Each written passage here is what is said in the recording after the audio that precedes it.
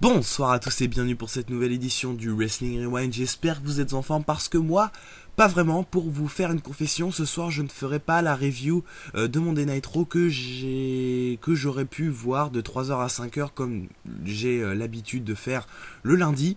Non, le show étant enregistré et les spoilers étant déjà disponibles, j'ai donc décidé de faire ma review en me reportant sur les résultats qui ont pu être donnés par les médias d'internet.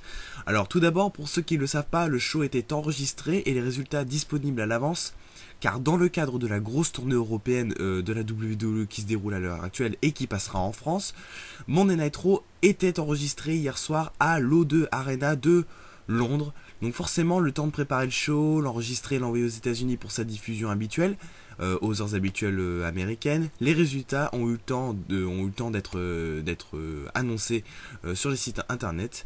Et que dire de ces résultats? Un show qui a dû envoyer du pâté, je pense, à n'en pas douter à la vue des segments et des matchs qui ont pu être proposés ce soir. Oui, ce soir, je pars un peu dans les pronostics niveau qualité du show, mais à l'heure actuelle, étant submergé de travail, je ne pouvais pas faire encore une nuit blanche sous peine de voir votre chroniqueur préféré mourir de fatigue en plein podcast pour les prochaines semaines à venir. Concernant ce qui englobait Monday Night Raw avant le début de l'émission, sachez évidemment que Mark Henry allait avoir un rematch pour le WWE Championship face à CM Punk après s'être fait voler la victoire par 2 fois tout de même face à l'actuel champion lors des 2 dernières éditions de Monday Night Raw. De plus, quelques heures avant le show,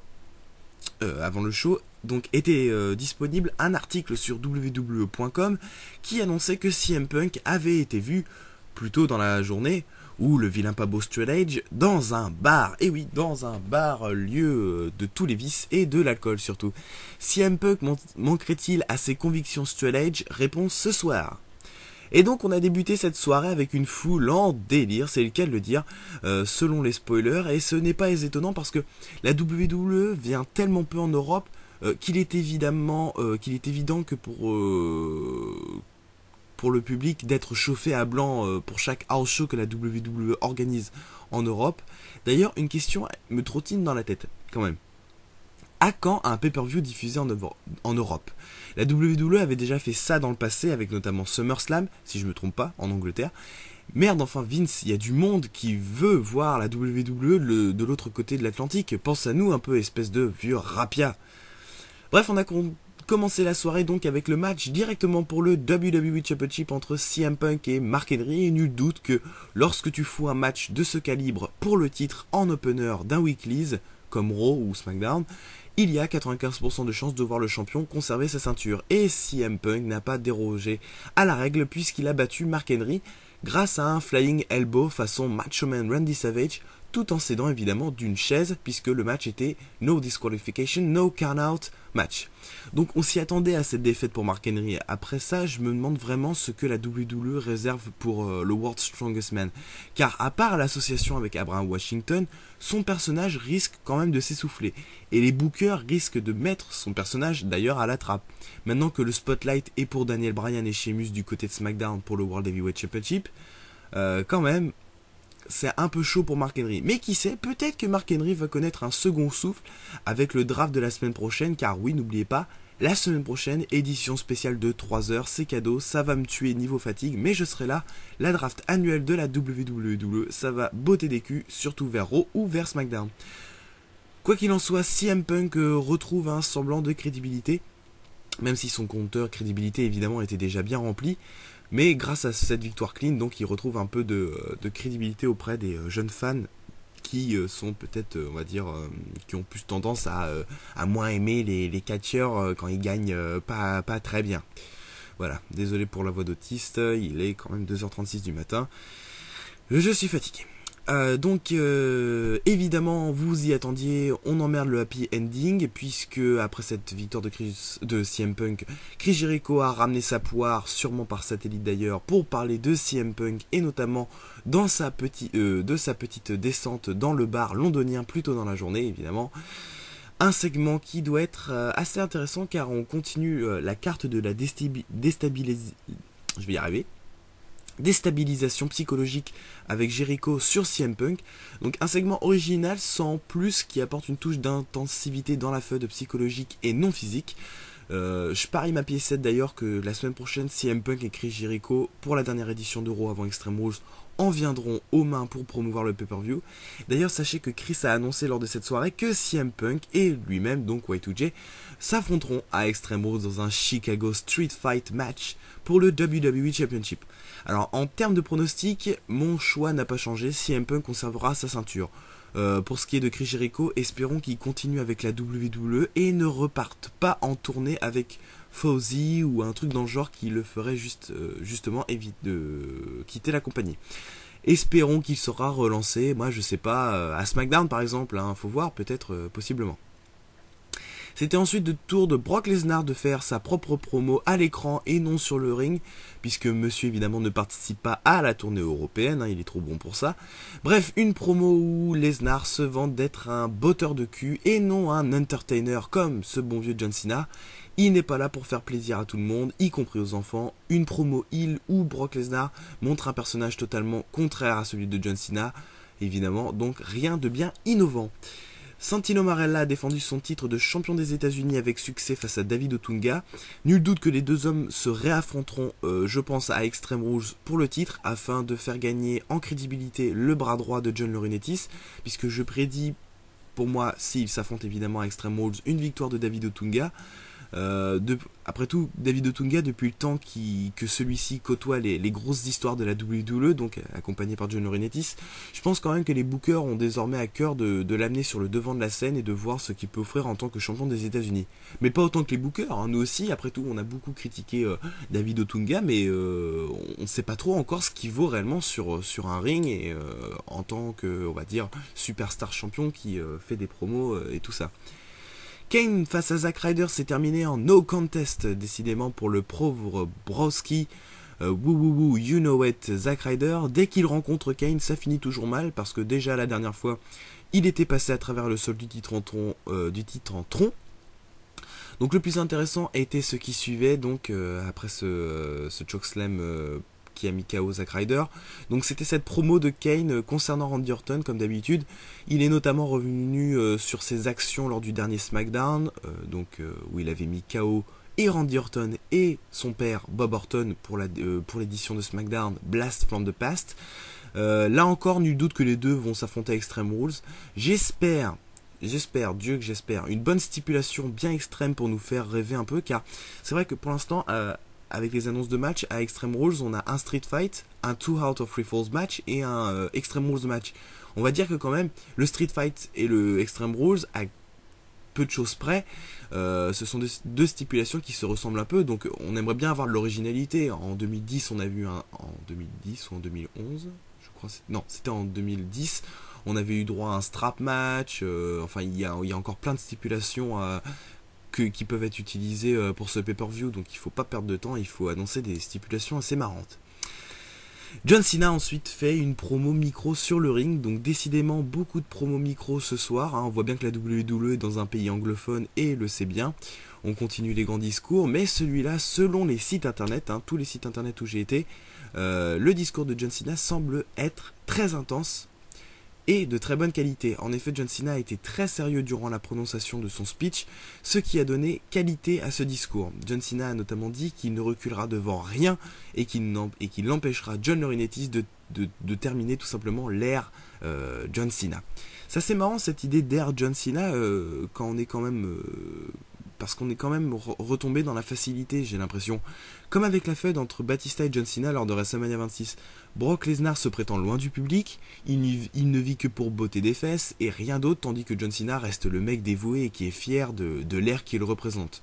L'ère où victoire, titre, sourire, passion, enfant, t-shirt multicolore, Fruity Pebbles s'entremêlent. On a donc une feud basique où l'on reste un peu sur le même thème que la feud Rock Cena, mais en plus simplifié cette fois-ci avec le personnage de Brock Lesnar qui ressemble plus à une grosse brute qui veut taper sur tout le monde qu'à un vrai catcheur. Pour moi, cette fun n'aura pas un gros impact sur le système WWE.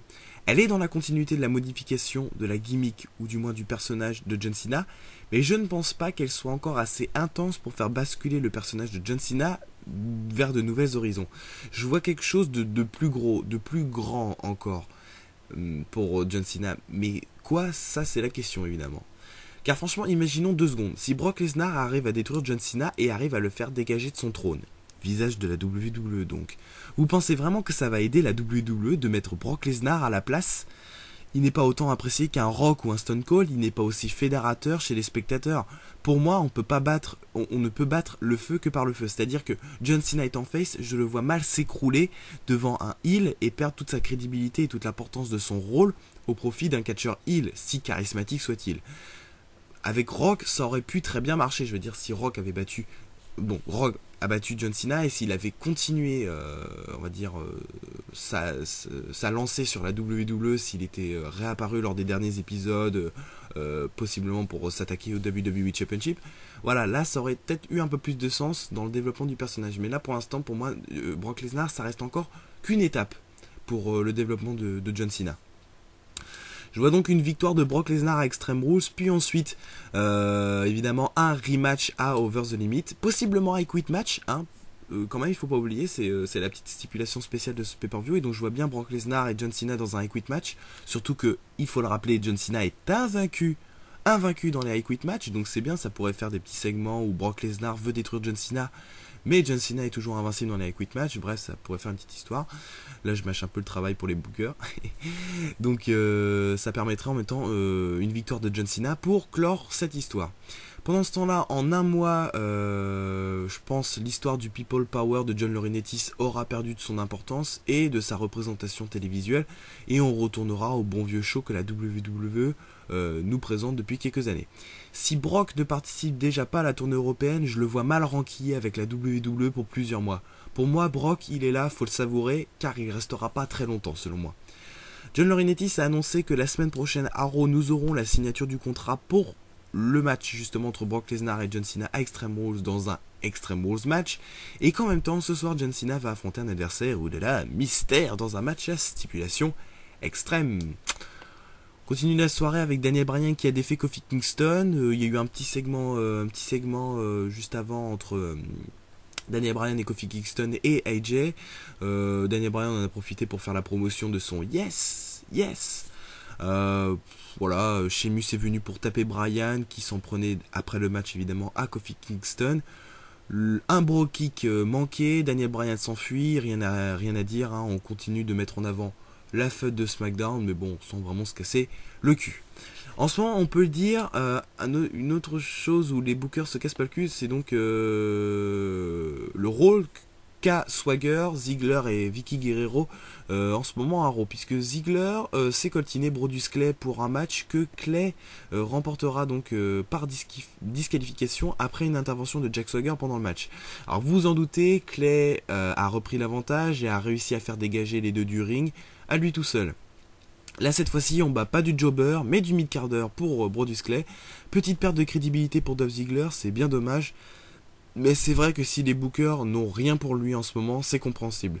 Je le verrais bien d'ailleurs se relancer à SmackDown grâce au draft pour trouver de nouvelles choses à faire du côté de la branche bleue pour le show-off. Il pourrait en même temps perdre Vicky Guerrero et Jack Swagger, qui resteraient évidemment eux à Raw, afin de commencer pour Ziggler à voler de ses propres ailes, car même si Vicky Guerrero et Jack Swagger ont des personnages solides, surtout Vicky Guerrero en tant que manager, bon on va dire ils servent pas à grand chose et j'ai plus l'impression qu'ils ralentissent le développement de Dolph Ziggler plutôt que de l'aider dans sa quête de crédibilité et de sommet vers les sommets de la WWE. The Great Khali et Big Show ont battu Epico et Primo, oui les champions par équipe, mais ce match n'était pas pour les titres par équipe. Pas envie de faire de commentaires pour ce match, il n'y a rien à dire, un match tag team sans plus. Khali et Shaw n'étaient pas l'équipe qui rentrera en rivalité face à Epico et Primo dans les prochaines semaines pour les titres, donc en fait c'était qu'un match je pense pour on va dire pour faire venir Big Show et Great Khali devant le public londonien.